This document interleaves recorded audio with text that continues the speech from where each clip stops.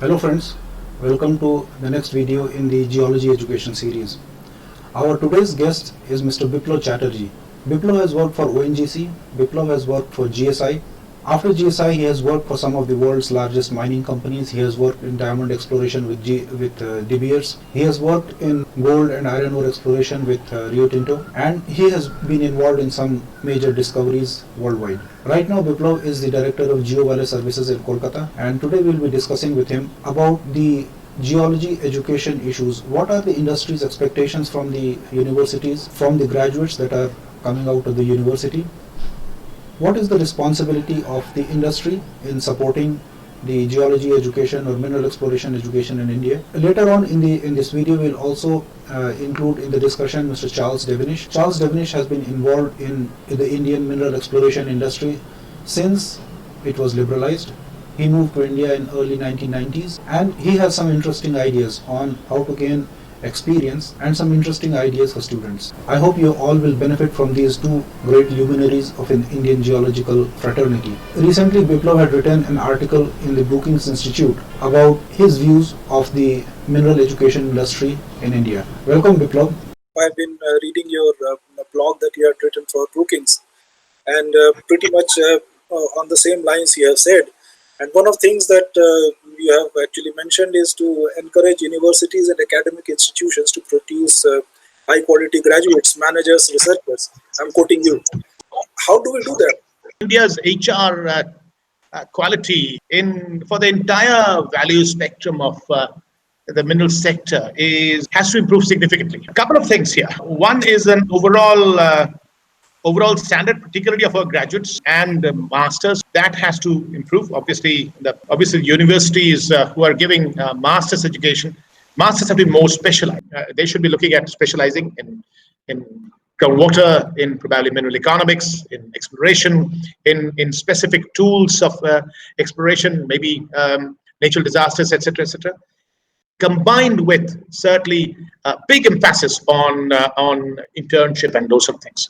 I would like to see our the master's level geology to be an integration of, let's say, geology with law, for looking at the mineral laws, geology with economics, looking at the mineral economics part. I would like to see it hardcore chemistry with geology, or hardcore mathematics and coding with geology. These kind of integration, I would like to see that. And why not? I mean, social sciences with geology.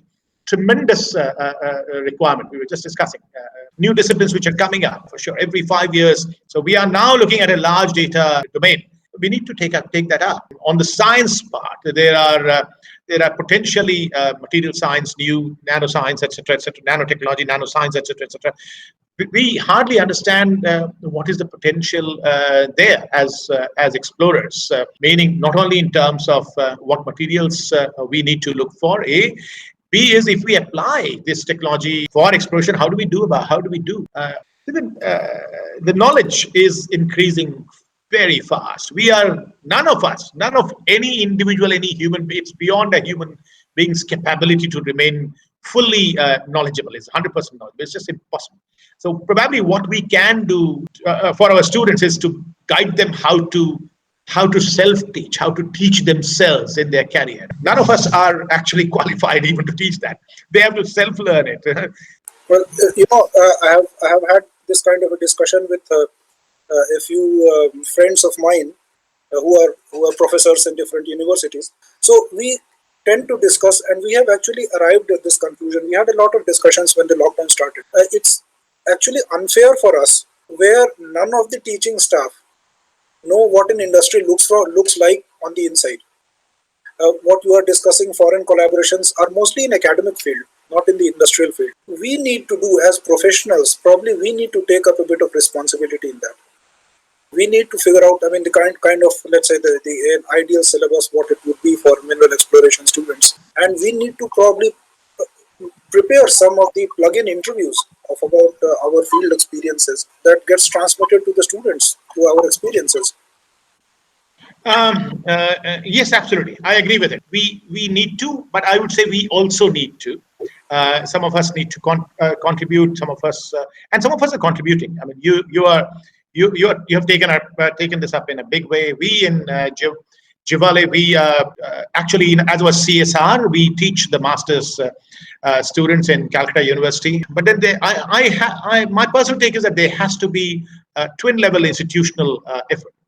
One is that industry has to certainly come forward to deal with institutions around them, academic institutions around them, and our industry is hesitant. I would certainly pin. I mean, although you say that industry should not be paid, but I think if industry wants to have better quality human resource outputs from the universities, industries have to join hands with academia proactively. So this kind of dialogue, the industry academia dialogue, is lacking in the country. I mean, I understand GSI has a charter where GSI has to actually take care of the university standards, the education of university education standards, etc. etc. I'm not terribly sure if GSI has at all taken any interest in that part of the charter. Pending that dialogue, what I thought should be done, I've actually started doing that. That's exactly what I'm saying. Is that and you raise a very important point. The important point is that you told that GeoVale's consultants and your staff go to a certain university or a college and provide education. Think about why not provide that education on an online platform. Do the same thing, conduct the same class, record the same class, put it on YouTube. So not only the Calcutta University College where you are going, but everybody has access to it. Yeah, not only for the students, but probably more for the actual professionals or the mid-level geologists to see and understand these case studies. That would be interesting for them also. Absolutely, I think you said it all. Yes, indeed, we should use the digital media, digital platform, and we should do it. So, look, I mean, I certainly agree. Yes, that this is a very powerful medium. Friends, that was Biplov Chatterjee expressing his opinion about how the education standards in mineral exploration can be improved in India. Our next guest in this video is Mr. Charles Devenish. Charles Devenish was the founder and first chairman of two publicly listed companies in the 80s and 90s that pioneered diamond exploration in Australia. He also acted as an advisor to the government of Vietnam on the development of that country's gemstone mining and cutting industry. Mr. Devenish moved to Delhi in 2002 August and has been liaising actively with various government departments and providing support and guidance to progress and development of gold exploration and mining industry in India.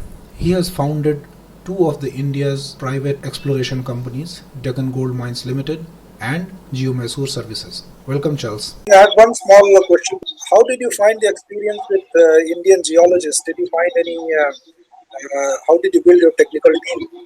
Did you see any a very interesting question? Any training things, or Yep. you think the lot coming out of the universities are?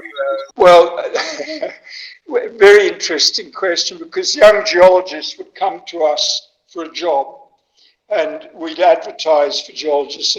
But yes, interestingly enough, what I find with Indian geologists, they're incredibly quick learners. And so when we brought in Australian geologists who'd had good experience in modern mineral exploration, within 6 months, Indians were picking it up so quick, I can't tell you. And this was anyone coming from overseas were very impressed by the quality of the Indian staff that we had. They all were amazed by them. And so they should be. So they should be. No, that's definitely very encouraging. So, but did you? How did you? Let's say you got a senior geologist or even a junior geologist. What were the training regimen that you would have conducted, or what would you have liked to see young geologists be interested in? I think it's very interesting. Again, you asked that because I believe travel is incredibly important for young people. And if a young geologist could spend a holiday, a working holiday, for 1 or 2 months in West Australia, just visiting gold projects and meeting other geologists I think it would give him an enormous start and would open his mind up. It would be a very quick lesson. And quite honestly, I think that if we get Janagiri going, I would insist if any young geologist coming in is sent to Australia for, a 1 month, 2 months working holiday. Are such opportunities available with Australian companies, or do the Australian companies in Western Australia encourage such things? And I think they would. I think, it's not a bad idea. I've never thought about this. I'm pretty sure that if we approached Australian companies in the right way, they might be quite interested to look at funding maybe sort of travelling scholarships like that. I think we should look at that. We have all the connections there, so it wouldn't be difficult to arrange this. We could talk. What we are trying to achieve at Mineral Exploration Academy video series is to transmit the most difficult thing that is to be transmitted, which is experience. So maybe if we are even partially able to achieve that, or even partially able to, let's say, create a bit of curiosity in the people, we would consider ourselves very successful. The results of this discussion, we have come out with some interesting conclusions. Our current level of master's education in geology must be revamped, and master's education must become specialized, not only on a pure geology field, but applied geology and interdisciplinary and cross-functional fields. Interesting examples would be geology plus law or geology plus coding. Knowledge base in geology is expanding very fast, and it has already become too large for individuals to fully comprehend. This opens the doors for self-learning and online education platforms. Industry must come forward with proactive support to the institutions around them, and also start using online teaching tools and video instructions to reach a wider audience. Traditionally, geography was a barrier, so the guidance was to support geographically nearby areas. But that's no longer the case. The tools are available for every instruction, every classroom, every teacher to be able to reach every student worldwide. Charles raises an interesting point. Indian geologists have proved quick learners with good theoretical background, and even a small duration hands-on training has proved to be a rapid professional development experience for them. Charles makes a wonderful suggestion that for a geologist, traveling and seeing new projects, new rocks, new geology is the quickest way for learning. He suggests a working trip to Western Australia for junior Indian geologists would be an excellent learning opportunity. He has even promised to talk to his friends in Australia to organize some such trips for selected Indian geologists. I hope we would be able to capitalize on this idea in the near future. Thank you for watching. Please subscribe this channel.